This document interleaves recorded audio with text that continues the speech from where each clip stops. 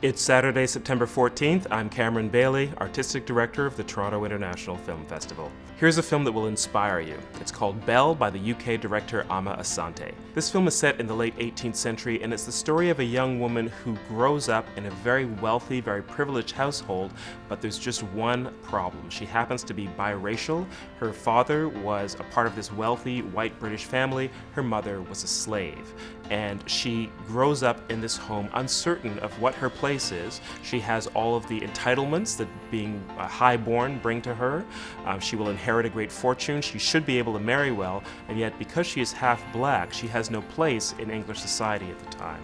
So this is a fascinating story of a woman who has this very unique dilemma. It's beautifully told, and it's in fact based on a true story.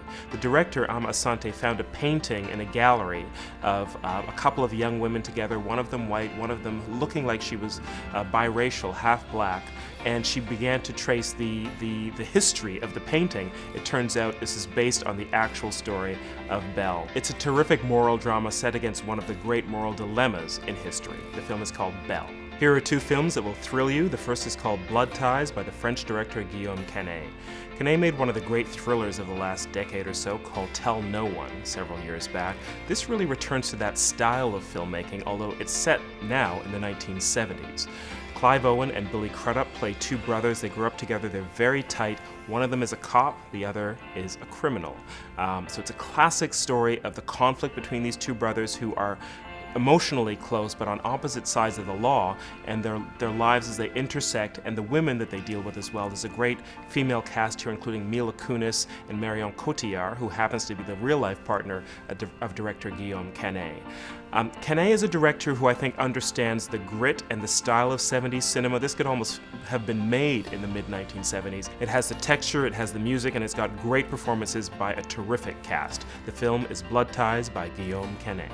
Cristo Rey is a debut feature from the Dominican Republic. We don't get many films from the Dominican Republic, but this is an interesting young director by the name of Leticia Paniagua, and she shot a story that perhaps cuts to the heart of that country right now.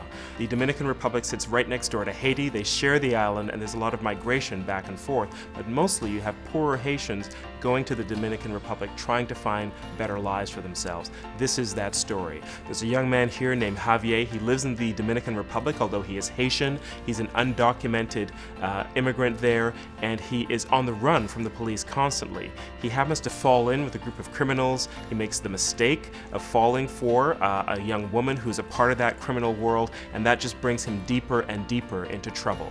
Fascinating story, has a kind of Romeo and Juliet feel to it, set largely on the streets of the Dominican Republic. The director is able to capture the texture of that world. She came up making commercials, and the film has a very slick style, although it was made for quite a modest budget. That's Cristo Rey from the Dominican Republic.